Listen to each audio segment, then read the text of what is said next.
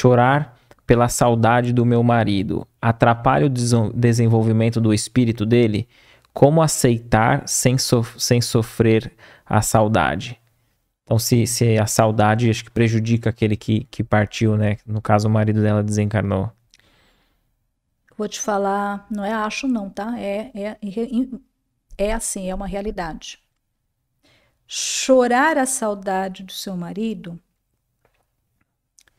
atrapalha você antes de atrapalhar ele. Por quê? Esse choro depende, eu entendo assim, tá? Me perdoe se eu estiver entendendo errado. Quando você fala assim, chorar a saudade do meu marido, eu entendo que você não aceita a morte dele. Eu entendo que você está numa daquelas fases do luto, que provavelmente é a fase da não aceitação, né? E muitas vezes da revolta, tudo se mistura, né? Tem 5 etapas lá, tal, mas a gente às vezes mistura tudo, né? Tem a parte que a gente nega, né? A gente teve fica até pro pessoal que quiser pesquisar, a Neuza, né, teve aqui, ela falou sobre, tem um podcast, né, entre a vida e a despedida. E ela explicou muito essa parte dessas fases do luto. As fases do luto. E então eu entendo que você não aceita, que você está revoltada por alguma questão. Achar que ele não tinha direito, né? Ou que Deus não tinha direito de ter levado ele, ou que ele não tinha direito de morrer, a gente não sabe as circunstâncias. Eu lembro que quando a minha mãe morreu, meu pai teve muita raiva, porque para ele era inconcebível que minha mãe tinha morrido antes dele. Porque na cabeça dele ele ia morrer antes. E ela que ia ficar. Então, isso prejudica, porque o que está acontecendo com ele lá do outro lado, a gente não sabe. Porque ele pode, de repente, ele pode ter muita elevação, muita ajuda, ele pode ter ido mais consciente do processo dele, e ele está blindado, vamos dizer assim, ele está protegido das suas vibrações ou de qualquer outra pessoa aqui na Terra. Acontece isso também. Nem sempre a pessoa fica perturbada lá do outro lado. Às vezes ela tem uma bagagem aí, né? Ela tem uns créditos aí, vamos dizer assim, que ela consegue, aonde ela estiver, ela fica blindada da interferência, da gente não virar um obsessor, né, de encarnado para desencarnado. Pra gente não, então, às vezes ele pode estar até blindado. Eu não tenho como te responder o que está acontecendo com ele, mas eu tenho certeza do que está acontecendo com você. E você não está caminhando para frente. Sentir saudade é natural. A gente se emocionar, que nem quando eu vim aqui pela primeira vez, fazia poucos meses que meu pai tinha morrido. Agora, em março, fez 1 ano e pouco. Então, eu vou considerar que nós, em setembro, vai fazer 1 ano e meio que meu pai morreu. Eu tinha muita consciência, eu tinha uma coisa dentro de mim, que eu sempre falo, meu pai não morreu, ele foi tirado do corpo. Porque ele estava num processo lá, né, de hospitalização, estava em coma inconsciente, estava inconsciente, coma induzido, desculpa, estava em coma induzido. Então, eu imagino, meu pai tinha medo de morrer, então tem uma série de coisas que eu imagino, né, porque eu não sei a realidade, eu imagino que eles aproveitaram aquelas circunstâncias e tiraram o meu pai do corpo. Então, eu tenho uma sensação comigo que meu pai ficou muito tempo na espiritualidade inconsciente, por todas as circunstâncias e de quem ele era, a forma como ele era, uma sensação que eu tenho, que ele ficou muito tempo inconsciente. Recentemente, eu estou com uma sensação de que meu pai já despertou.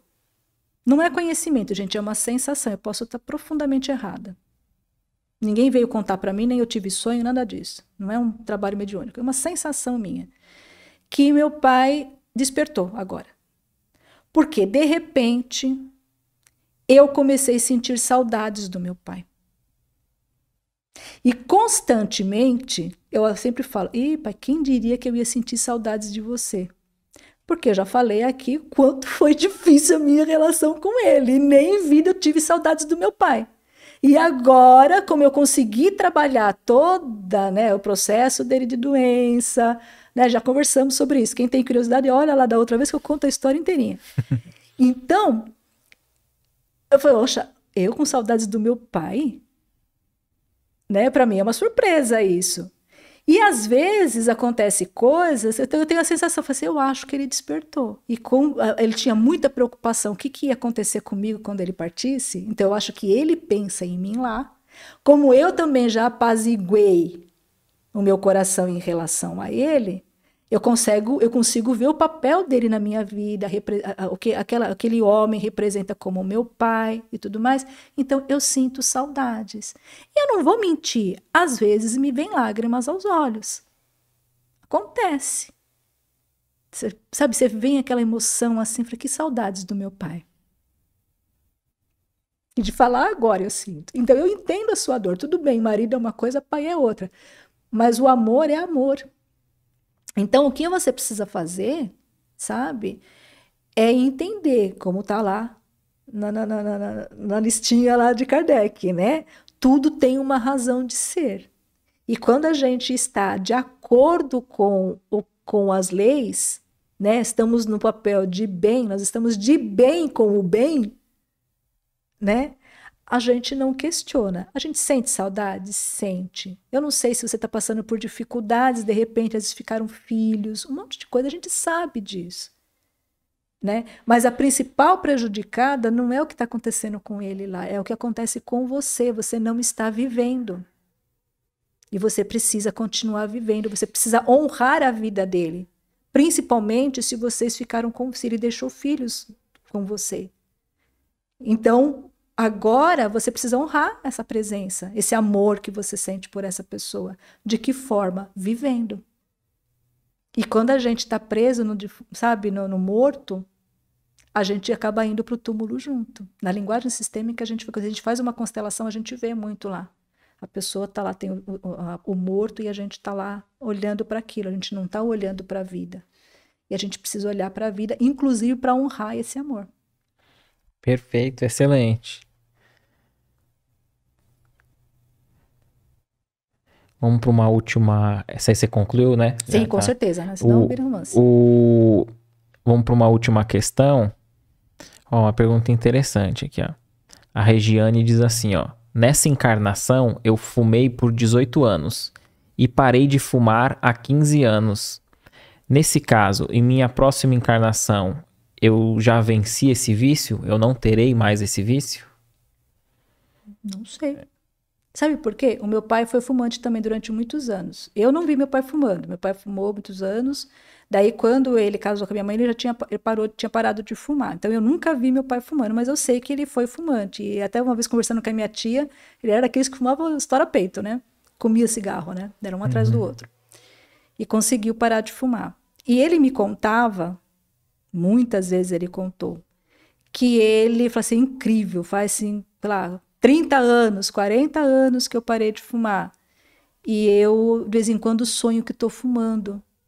E eu estou lá no sonho e eu sinto a fumaça passando na minha garganta. E aquilo me dá um prazer, me dá uma coisa.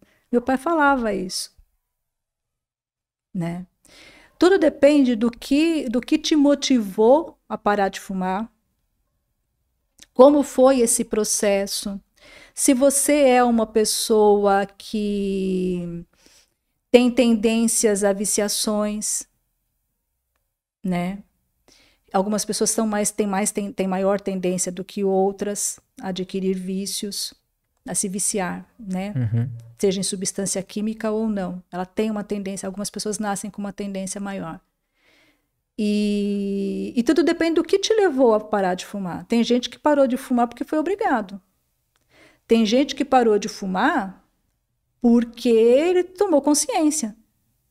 Eu tomei consciência de que estava fazendo, né, que aquilo não era bom, que aquilo não era saudável, que aquilo não era ecológico, que aquilo não era um monte de coisa que só me trazia prejuízos, e fiz um trabalho comigo mesmo e parei de fumar. Essa pessoa, ela vai ter uma postura diferente numa outra reencarnação, uma outra existência.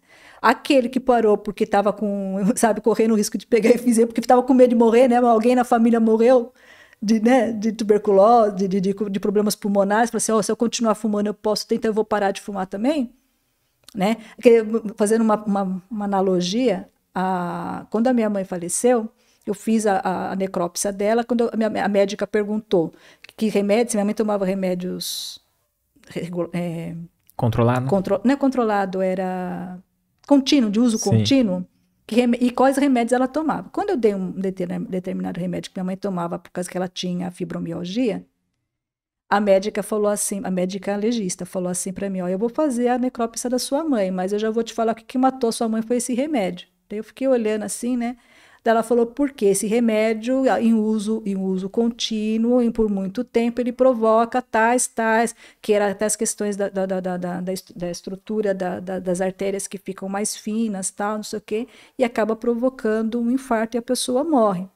A minha prima tomava porque ela tinha o mesmo problema que eu, elas iam no mesmo médico, ela tinha o mesmo problema de fibromialgia e tomava a mesma fórmula, que era até fórmula, tomava a mesma fórmula, e ela estava junto comigo. Quando a médica falou isso para mim, mas na frente dela, ela nunca mais, ela jogou fora a caixinha de remédio, que ela falou assim, eu morro de dor, mas eu não tomo mais esse remédio porque eu tenho um filho para criar. Olha. Entendeu? Então, quer dizer, ela praticamente foi assim, precisou alguém morrer, né, em função daquele remédio para ela tomar consciência de que aquilo não era normal, você viver dependente de remédio. Tá? E independe dos efeitos colaterais que possa ter, não é normal, não é normal, gente, ficar doente, sentir dor, não é normal. Não é normal tomar remédio. Não é normal. Às vezes é necessário. Sim. Mas não é normal. Não é bonito, é feio, entendeu? Sinal que de alguma coisa não tá legal com a gente. Então, se você parou de fumar por consciência, é muito provável, quem sou eu para dizer o que vai ser de você, né? Mas é muito provável, a probabilidade é grande de que não vá querer voltar a fumar. Você superou aquilo. O que não significa que não venha com alguma sequela física. O que você achou desse corte? Coloca aqui nos comentários a sua opinião sobre esse tema. Para ver o episódio completo, é só pesquisar Recomeçar Podcast Espírita. E caso tenha ficado alguma dúvida sobre a doutrina espírita, é perfeitamente normal. Procure ler as obras de Allan Kardec.